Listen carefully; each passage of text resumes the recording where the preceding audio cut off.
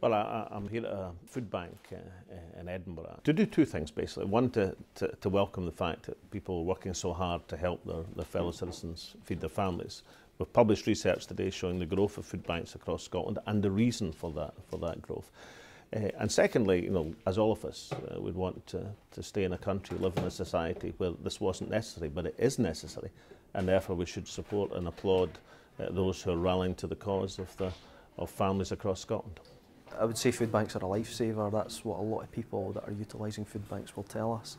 And ultimately it's about helping people who are experiencing the rising cost of living, they're experiencing the effect of welfare reform, they're experiencing challenges because of minimal employment opportunities, and so for that reason often food banks will step in at a time that is crucial for a lot of people, a real crisis situation, be it a benefit delay, a benefit change, low income debt. There's a variety of different issues that conspire together to affect people and put them in a position where they're experiencing food poverty.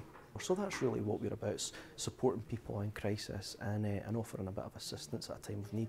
I'm one of the volunteers here, and we collect the food in, sort it into categories, put it into sell-by dates, and then we make up the parcels for the folk when they come for food, try and make them feel as welcome as possible. Well, the welfare fund that we've rolled out with local authorities, the additional money we've put in is helping lots of people. But whether it's the voluntary sector work, helping families feed their families this Christmas and right through the year, or whether it's the Scottish Government's efforts, we should remember that there's only so much can be done to paper the cracks in what is a dismantling of the welfare state taking place from Westminster at the present moment. So we should do what we can, we should do the practical help that we can do.